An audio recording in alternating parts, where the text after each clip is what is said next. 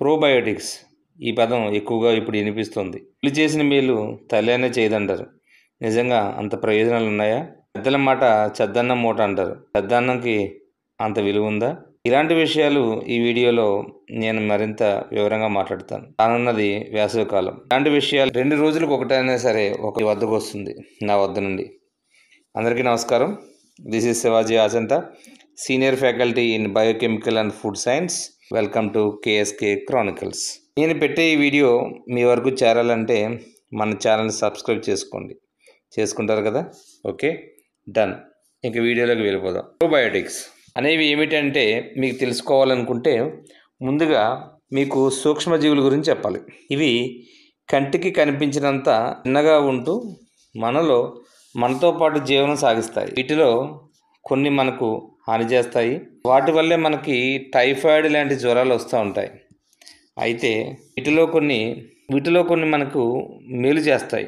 అవి మనలో ఉంటూ మనకు కావలసినటువంటి విటమిన్లు, పోషకాలను అందిస్తాయి. మన ఆరోగ్యాన్ని జాగ్రత్తగా చూసుకుంటూ ఉంటాయి. వాటిని మనం ప్రోబయోటిక్స్ అంటాం. శాస్త్రవేత్తలు చేసిన పరిశోధనలో ఇలాంటి ప్రోబయోటిక్స్ మనం పురాతన కాలం నుండి మన జీవన విధానంలో భాగమైన చద్దే అన్నం, అదేనండి ఇంగ్లీష్లో ఫెర్మెంటేటెడ్ కర్డ్ రైస్ అంటారు కదా, ఇది ఎలా చేసుకోవాలనేటువంటిది నేను మీకు మరింత వివరంగా తెలియజేయవలసిన అవసరం లేదు. ఎందుకంటే చాలా వీడియోస్ పెద్దన్నం ఎలా తయారు చేసుకోవాలనేటువంటిది యూట్యూబ్లో అవైలబుల్గానే అందరికీ కూడా ఈ విషయాలు తెలుసు. కానీ దీని గురించి కొన్ని ఆసక్తికరమైన విషయాలు మీతో చర్చించాలని అనుకుంటున్నాను. ఇది మనం పురాతన కాలం నుంచి వాడుతున్నటువంటి మన జీవన విధానంలో ఉన్నటువంటి ఒక భాగం చద్దన్నం అనేటువంటిది. అయితే దీని మీద పరిశోధన చేసిన కొన్ని విదేశీ విశ్వవిద్యాలయాలు యొక్క స్టూడెంట్స్ వీటి పేటెంట్స్ని వాళ్ళు దక్కించుకోవడం జరిగింది. అయితే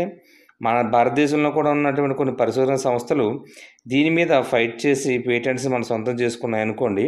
అయితే వారి పరిశోధనలో తెలిసిన విషయం ఏమిటంటే, మరి ప్రోబయోటిక్స్ అనేటువంటివి ఈ చద్దన్నంలో ఎందుకు ఎక్కువగా ఉంటాయి అంటే పెరుగన్నం. ప్రోబయోటిక్స్ అనేవి పెరుగన్నం అంటే మనం భోజనం తర్వాత ఎలాగో పెరుగుతో తింటూ ఉంటాం. భోజనం తర్వాత లాస్ట్లో పెరుగు కానీ మజ్జిగ కానీ వేసుకు తింటాం. మరి పెరుగన్నానికి చద్దన్నానికి ఏమిటి తేడా? అంత ప్రత్యేకత ఏముంది చద్దన్నంలో అన్నట్లయితే శాస్త్రవేత్తల పరిశోధనలో తేలింది ఏంటంటే, ఎప్పుడైతే రాత్రి అంతా అన్నంతో పాటుగా పాలుతో తోడంటి వేసి ఉంచుతామో అప్పుడు ఈ ప్రోబయోటిక్స్ ఎక్కువగా వృద్ధి చెందుతాయి. అలానే మనకు కావాల్సినటువంటి కొన్ని ఖనిజాలు లైక్ ఐరన్ అండ్ కాల్షియం లాంటివి బాగా ఆ చద్దన్నంలో నిలవ ఉంటాయి అన్నమాట. సో అన్న విషయం ఒకటి తెలిసింది. అందుకనే ఈ వేసవికాలంలో, అసలు వేసవికాలమనే కాదు, ప్రతిరోజు కూడా ఉదయం ఈ విధంగా చద్దన్నం తయారు చేసుకుని తింటే మన ఆరోగ్యానికి చాలా మంచిది. ముఖ్యంగా జీర్ణ వ్యవస్థకి, విసర్జన వ్యవస్థకి మరీ మంచిది. అలాగే రోగ నిరోధక శక్తిని కూడా బాగా వృద్ధి చెందిస్తుంది ఈ చద్దన్నం. అలాగే గ్యాస్ట్రిక్ ప్రాబ్లమ్స్ లాంటివి, అల్సర్ లాంటివి రాకుండా కూడా చూస్తూ ఉంటుంది. ఇంకా దీనిలో ఉల్లిపాయ నంజు పెట్టుకుంటే మరింత మంచిదండి. ఎందుకంటే ఉల్లిపాయలో విటమిన్ ఈ ఎక్కువగా ఉంటుంది. ఇది మనకి యాంటీ ఆక్సిడెంట్గా పనిచేసి శరీరం తొందరగా అలసిపోకుండా కాపాడుతుంది. చర్మం అలాగే తల వెంట్రుకల ఆరోగ్యాన్ని కూడా ఇది కాపాడుతూ ఉంటుంది ఉల్లిపాయ. అలాగే రోగ నిరోధక శక్తిని కూడా పెంచుతుంది. అలాగే రిప్రొడక్టివ్ సిస్టమ్ అంటే మగవారిలో వీర్య కణాల వృద్ధిని పెంచుతుంది. ఆడవారిలో సంతాన సౌకర్యాన్ని వృద్ధిని పెంచుతుంది. సో ఇలాంటి విషయాలు ఎన్నో ఉల్లిపాయలో ఉన్నాయి మనకి. అందుకనే మన పెద్దలు ఉల్లి చేసిన మేలు తల్లైనా చేయలేదు అని అంటారనమాట. కాబట్టి ఓకే ఫ్రెండ్స్, సో ఈ వీడియో మీకు నచ్చింది, మీకు ఉపయోగపడుతుందని అనుకుంటున్నాను.